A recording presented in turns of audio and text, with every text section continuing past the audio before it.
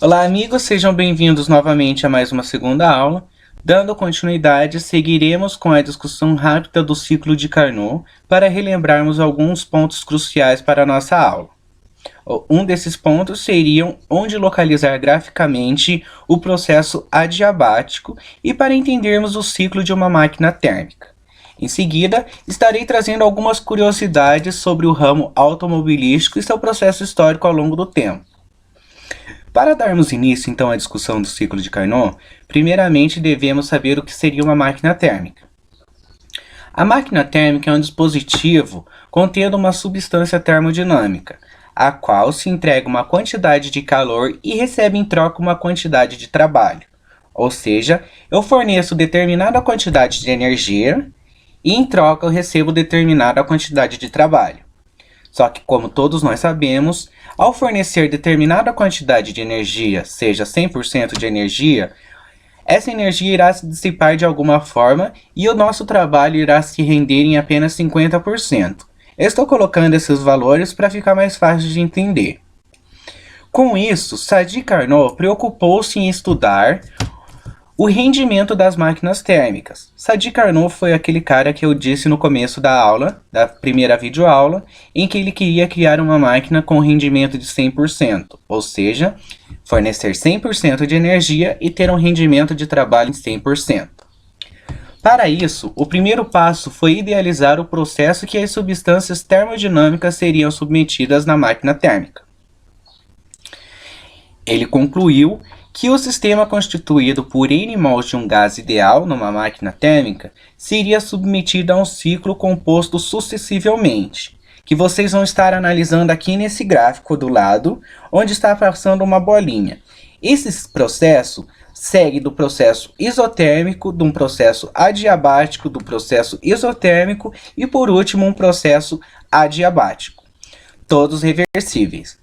Em sua homenagem, esse ciclo hoje é conhecido como ciclo de Carnot. Para a máquina térmica, o sentido do processo do ciclo é C, D, A, B e C. Ou seja, ele começa do topo ali daquele gráfico e vai descendo. Depois desce, vira e sobe. E se fizer o sentido contrário desse ciclo, nós teremos então um refrigerador ao invés de um processo térmico. No caso de um processo de uma máquina térmica quente. Com isso, a gente dá continuidade, então já entendemos onde se localiza graficamente os dois pontos adiabáticos da nossa aula, que seriam os dois riscos laterais do nosso gráfico. Os dois de cima, o de cima e o de baixo são o isotérmico, os que nos interessam são os adiabáticos. Para darmos continuidade, então, ao nosso estudo, eu vou estar trazendo alguns conceitos históricos e algumas curiosidades para vocês terem ideia de como era antigamente. E, em seguida, estarei trazendo, então, o nosso ponto principal da nossa aula, que seria o processo adiabático em si.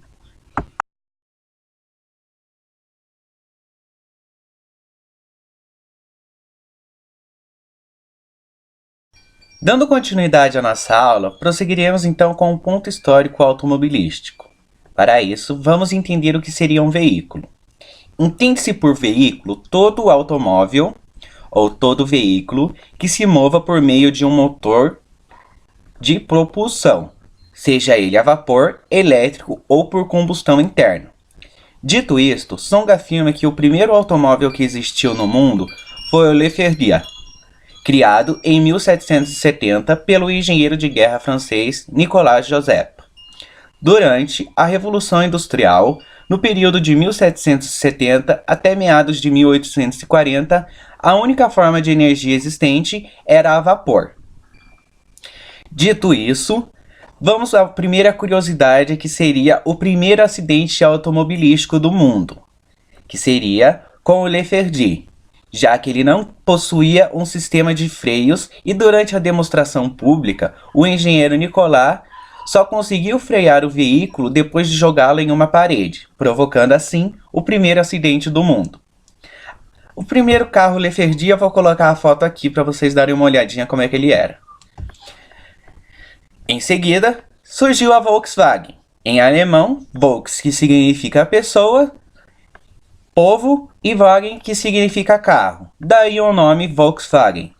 carro popular, que era um grande sonho de Adolf Hitler. Em 1933, o ditador resolveu patrocinar um projeto de um carro popular. Convidou o engenheiro automotivo austríaco Ferdinand Porsche para desenvolver um trabalho do qual ele queria. O ditador alemão fez algumas exigências do seu carro. O carro tinha que ser barato, na época deveria custar o mesmo preço de uma motocicleta. Tinha que caber 4 pessoas, sendo 2 adultos e 2 crianças, família alemã da década de 1930. O motor tinha de ter refrigeração a ar e deveria atingir a velocidade média de 100 km por hora. Surge então, em 1940, o primeiro KDF, Wagen, ou seja, o primeiro Fusca lançado pela Volkswagen. Aqui está a fotinha da bonita. O Fusca ficou conhecido mundialmente e tornou-se o carro mais vendido durante a década de 70, ultrapassando o recorde da Ford T.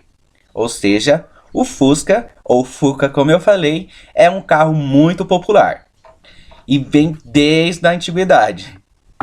A história da automotiva aqui no país, no Brasil, é bem mais antiga do que muitos imaginam. Para se ter noção, o primeiro carro a desembarcar em terras tupinanguês veio por intermédio do pai da aviação, que ainda não era na época. Albert Santos Dumont desembarcou seu Peugeot no Porto de Santos em 1891. Era conhecido pelos franceses como Votre, por ser muito parecido com uma charrete, um modelo que vinha com um pequeno motor Daimler a gasolina de 3,5 cavalos e 2 cilindros em V. Ficou famoso mesmo nas mãos e pés do seu irmão, Albert Santos Dumont, e Henrique Santos Dumont, que no caso era o seu irmão quem o dirigia. Mas ao contrário do que muitos pensam, a lógica, este não foi o primeiro carro emplacado em nosso país. Quem recebeu essa honra foi o automóvel do Conde Francisco Montarazzo, em 1903, quando já se havia a notícia de outros carros rodando no país. Ou seja, a história automobilística ela cresceu muito depois do surgimento da energia a vapor. Com isso surgiu os outros carros vindo a motor a gasolina, motor a óleo, entre outros. Dando continuidade então, partimos dessa parte da curiosidade e seguiremos para o nosso ponto principal da nossa aula, que seria mudanças do estado adiabático. Se vemos então na próxima aula, a qual é de maior importância para que possamos entender bem o que seria o ponto adiabático e para que possamos responder as nossas perguntas em seguida no Google Sala de Aula. Até mais, se vemos no próximo vídeo.